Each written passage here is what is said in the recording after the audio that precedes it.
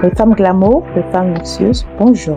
J'espère que vous allez bien et que c'est la grande forme, que la vie vous traite bien. Moi, je vais très bien. Alors, bienvenue dans Richesse et Sagesse. Le podcast aujourd'hui, nous parlerons des aptitudes et la mentalité des personnes qui connaissent le succès. Oui. Donc, je suis Lux Mom Judith et ensemble, nous allons découvrir les aptitudes qui contribuent à la réussite financière des femmes riches et influentes. Alors, si c'est quelque chose qui te parle, je t'invite à écouter le podcast jusqu'à la fin et je te prends dans un instant. Mes femmes luxueuses, avant de continuer ce podcast, je voudrais vous rappeler de toujours prier le matin avant de sortir de la maison. C'est très important, le monde est devenu très méchant.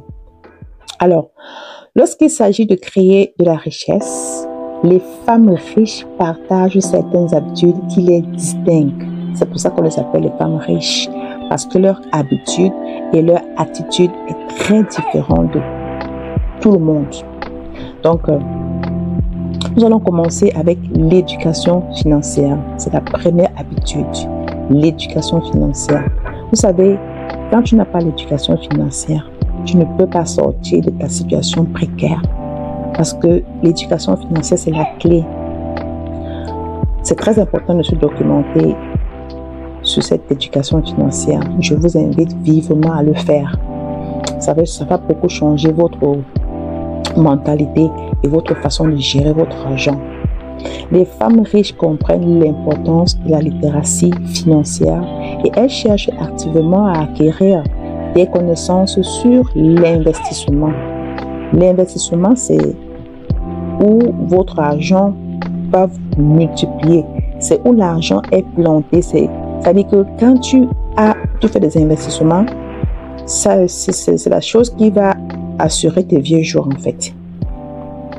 Donc, la gestion budgétaire et la création de revenus multiples. Voilà. Elles se forment constamment pour prendre des décisions éclairées et prendre en main leur avenir financier. Très important. Ton avenir financier, c'est toi qui dois te lever de ta chaise et aller chercher parce que ça ne va pas sortir ou venir du ciel.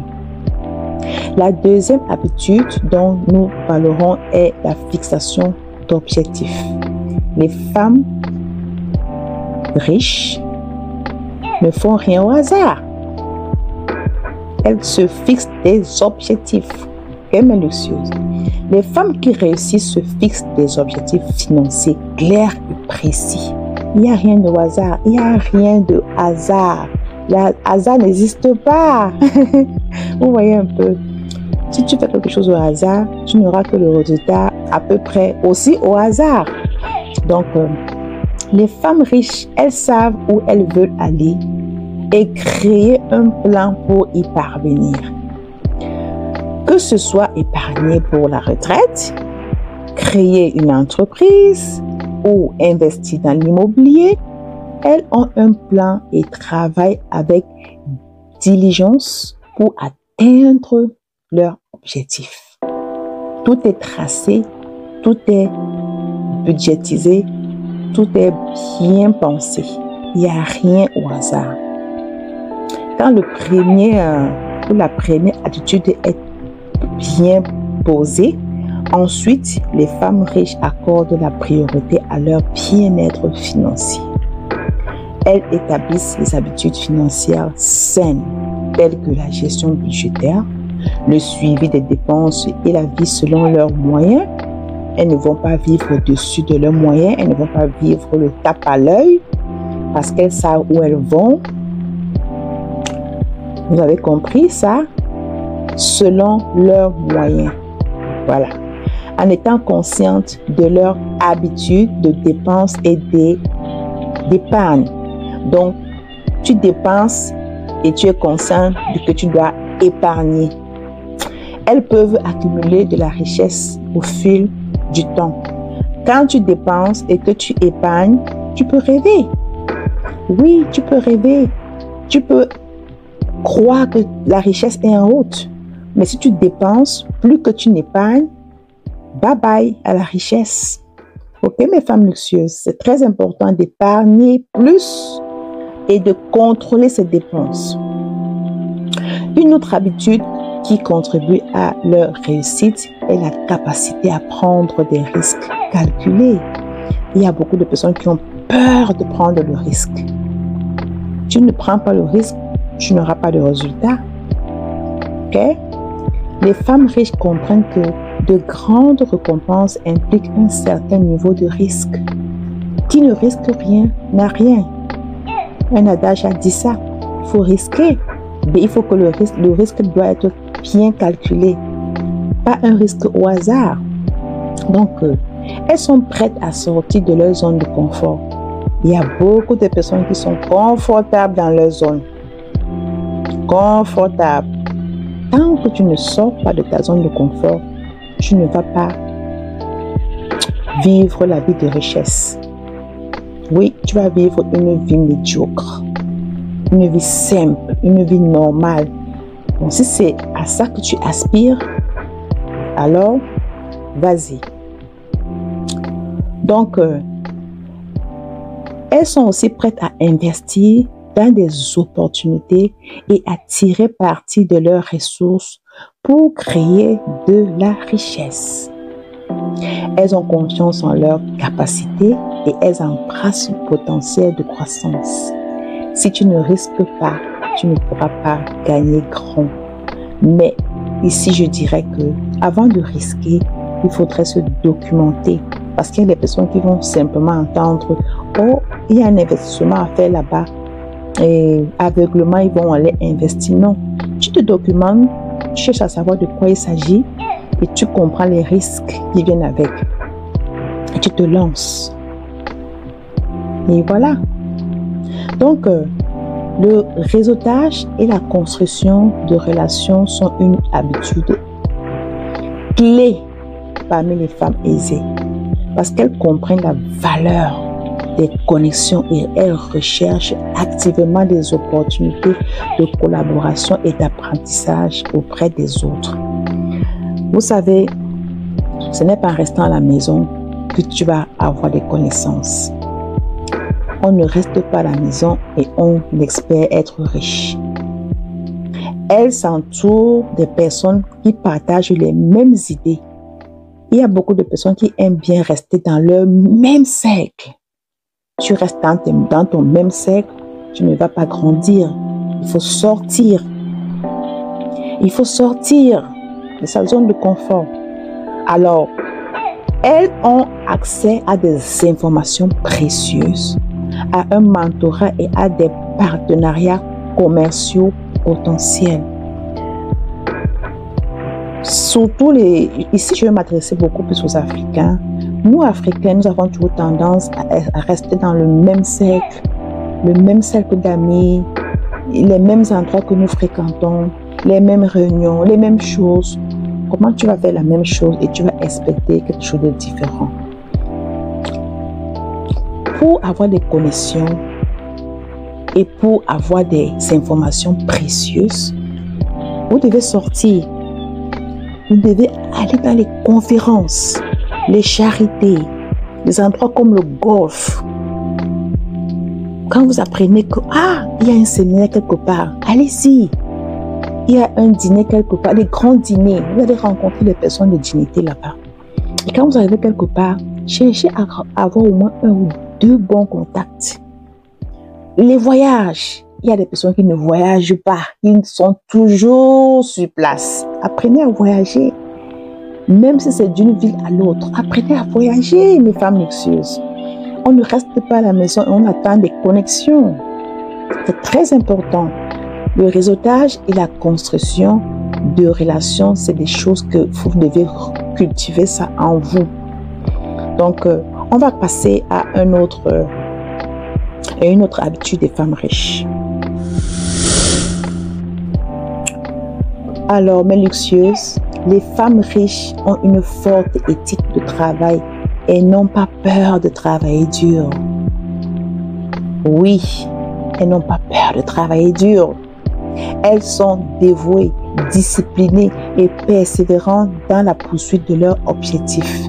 Si tu te lèves le matin, tu vas travailler ton travail normal, tu rentres le soir, tu prends un bon plat de ndolé, tu doses, tu te couches, tu dors. On n'appelle pas ça travailler dur. Travailler dur, c'est travailler intelligemment.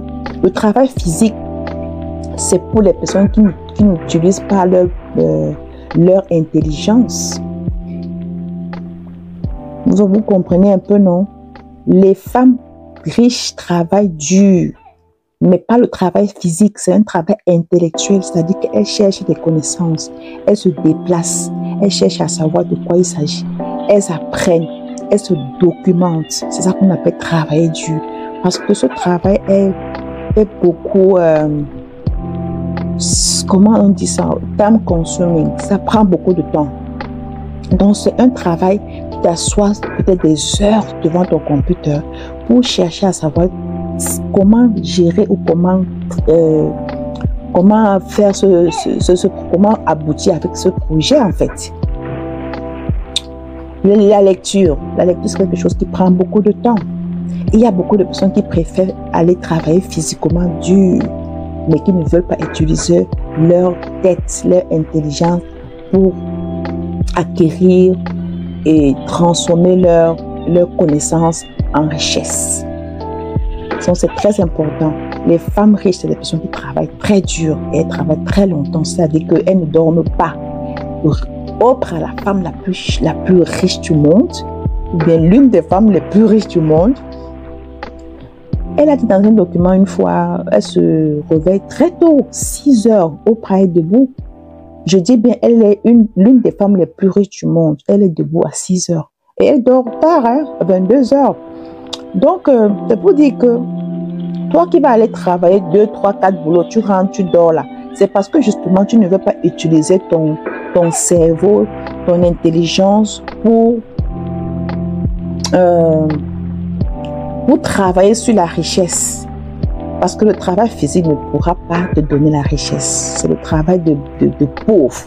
C'est un travail où tout le monde doit commencer par là, mais utiliser la règle de 50, 30 et 20. Quand tu as ton salaire, 50% doivent aller sur ton investissement ou sur ton épargne pour après investir. 30% ça va sur ton quotidien, ça va être tes factures, ton loyer, etc. 20% va sur ton soin personnel, c'est-à-dire que ce que tu as besoin pour vivre en fait. Ok, mes luxueuses, c'est très important. Elles sont prêtes à travailler dur pour atteindre leurs résultats souhaités. Si tu n'es pas prête à travailler dur pour atteindre tes résultats souhaités, je suis désolée, tu vas passer ta vie à travailler les boulots physiques qui vont t'épuiser, qui vont te faire vieillir avant le temps, et à tes vieux âges, tu n'auras que tes yeux pour pleurer parce que tu n'auras plus de force, tu n'auras même plus la tête pour bien réfléchir et pouvoir faire quelque chose, voilà, un peu intellectuel. Et franchement, ce ne sera pas gai, ce ne sera pas gai. Donc, je vais parler enfin aussi. Enfin, les femmes qui réussissent accordent une grande importance à l'auto-soin et au développement personnel. Elles comprennent l'importance de maintenir un esprit, un corps et un esprit sain. Vous savez, quand tu ne te développes pas personnellement, tu vas beaucoup avoir un manque de confiance en soi. Parce que le développement personnel te permet de savoir quelles sont tes qualités, tes défauts, tes forces, qui tu es, ce que tu n'aimes pas, ce que tu aimes, ce que tu peux tolérer, ce que... Voilà, ça te permet de découvrir qui es-tu en fait.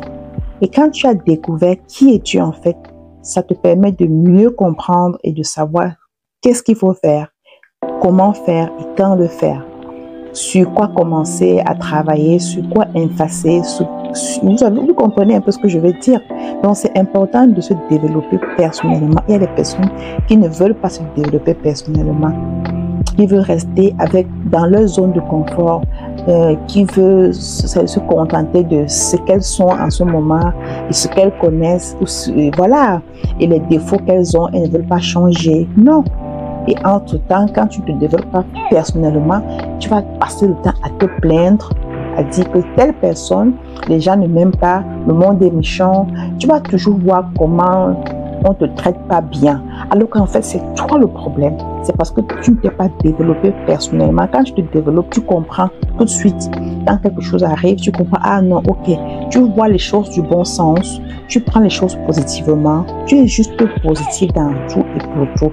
Parce que c'est ça, en fait, le développement personnel. Alors, en investissant en elle-même à travers des activités telles que l'exercice physique, il faut faire un peu de sport. Il y a des personnes qui ne font jamais le sport, qui ne peuvent même pas marcher 10 minutes. Tu ne peux pas être productif quand tu ne fais pas le sport. Il faut être proactif. Il faut être, ça dit, tu dois être en mouvement perpétuel. Tu ne peux pas t'asseoir à longueur de journée, du 1er au 31, tu consommes, mais tu ne dépenses pas. Tu t'attends à quoi? Il y a la méditation, il y a l'apprentissage continu. Donc, les femmes riches, elles sont mieux préparées à relever les défis et à prendre des décisions financières éclairées. Quand tu te développes personnellement, tu investis en toi, tu fais des exercices physiques, tu médites, tu continues à te documenter. Ah ben, franchement, il n'y a pas de raison pour laquelle tes vieux jours ne seront pas assurés. Hein? Ah oui, la richesse est juste là devant toi. C'est le bonheur. C'est le bonheur en fait. Alors, bien que ces habitudes soient courantes chez les femmes riches, ces habitudes peuvent être adaptées et mises en pratique aussi par n'importe qui. Hommes, femmes, ça s'applique pour tout le monde. La clé est d'adapter une mentalité de croissance. Dans tout ce qu'on fait, on doit continuer à croître, à s'éduquer, à apprendre. Une éducation continue, c'est la clé.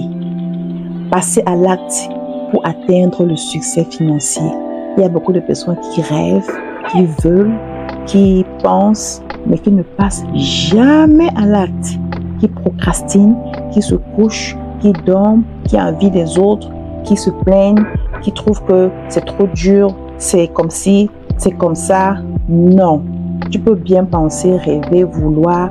Si tu ne passes pas à l'acte, tu n'auras pas de résultat. Et la richesse va s'envoler. Oui, ça va s'envoler. Alors, les femmes luxueuses, je vais récapituler sur les habitudes des femmes riches que nous devons toutes adopter pour une vie aisance. On va commencer par l'éducation financière. L'éducation financière, c'est quelque chose que beaucoup de personnes ont un manque de connaissances dans ce domaine. Moi aussi, il y a 2 ans, 3 ans en arrière, j'étais perdue. Je ne connaissais pas c'est quoi l'éducation financière. Du coup, je dépensais mon argent sans calculer. Je ne savais pas ce que je faisais. Mais quand j'ai compris c'est quoi l'éducation financière, quand j'ai commencé à lire les livres comme Père riche, Père pauvre, je me suis réveillée de ma vie sombre, une vie bizarre. Je dis mais qu'est-ce qui me va passer? Là où je me suis documentée, j'ai compris que waouh. Donc je vous invite à prendre des formations ou aller chercher à savoir un peu plus c'est quoi l'éducation financière. Si toi qui m'écoutes, tu n'as pas encore cette habitude là, ou tu n'as pas encore cette connaissance, vas-y, parce que l'éducation financière va te permettre de ne pas dépenser ton argent dans un passif. Ça va te permettre de dépenser ton argent dans un actif pour pouvoir régénérer de l'argent, parce que l'actif te permet d'avoir le retour sur investissement. C'est comme un investissement en fait. Donc si tu es salarié, que tu as ta paye tous les 2 semaines ou 1 mois ou quelque chose comme ça, tu vas prendre cet argent et tu vas utiliser la règle de 50, 30 et 20. Et c'est par là que tu pourras investir ou épargner et attendre des opportunités. S'il y a des personnes qui ne sont pas intéressées par le commerce, mais qui peuvent investir, parce que c'est dans l'investissement que franchement, tu pourras assurer tes vieux jours en fait. Donc, l'éducation financière va t'empêcher de prendre ta paix, aller t'acheter les perruques, les voitures, faire des voyages de plaisir. Non, aller te manger dans les grands restaurants. Non, ça c'est gaspiller l'argent.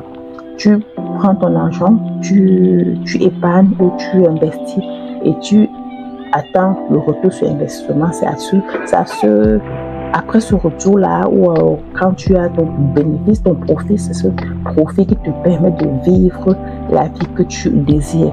C'est ce profit qui te permet d'acheter tout ce que tu veux. C'est ça qu'on appelle l'éducation financière. Donc, c'est très important de se documenter et de changer ces mauvaises habitudes aux bonnes habitudes pour pouvoir vivre la vie de riche. Ensuite, se fixer des objectifs clairs et précis et avoir un plan pour les atteindre. C'est très important de se fixer des objectifs clairs et précis. Dépenser moins et épargner plus pour accumuler de la richesse au fil de temps, mes femmes luxueuses. Avoir aussi des mentors. Vous savez, quand tu as un mentor, il te dirige. Le mentor t'empêche de perdre le temps. Le mentor, c'est peu coûteux, mais ça te gagne en temps. Vous savez que le temps est plus que l'argent. Le temps, c'est l'or. Oui, non. Mais il faut toujours avoir quelqu'un, un coach, quelqu'un qui va vous diriger dans ce que vous faites. C'est très important. Donc, être discipliné, persévérant et dévoué. Quand on a un objectif à atteindre, quand on veut vivre la richesse, quand on veut atteindre son but, on doit être dévoué. Et on voit la discipline. C'est la discipline qui va t'amener où tu vas. Sans la discipline, ce sera très très difficile. Se développer personnellement, c'est très important aussi. Oui, c'est très très important. Le développement personnel, ça change beaucoup. Garder l'esprit sain, un esprit de positivité. Donc, faire du sport, rester dans la croissance d'éducation, d'innovation et prenez le temps de manger équilibré. Boire beaucoup d'eau pour s'hydrater, avoir une bonne peau. Voilà. Moi, je pense que nous devons adopter ces habitudes des femmes riches pour une vie de bien-être, les femmes luxueuses. Donc,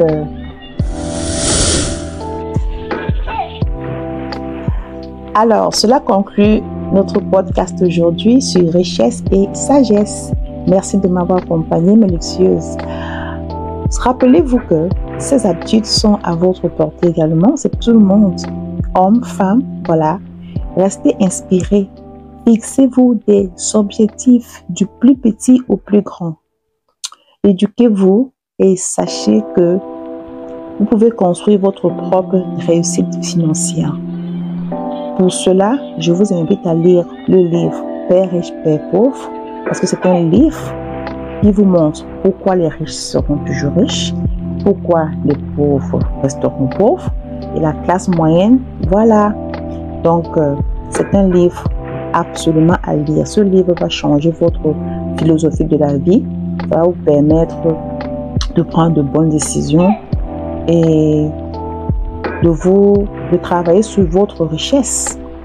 Donc, bienvenue aux nouveaux abonnés. Si vous avez aimé, likez, commentez. D'ici là, prenez soin de vous et aspirez à l'excellence. Je vous aime, je vous fais de gros bisous et à très bientôt. Bye bye.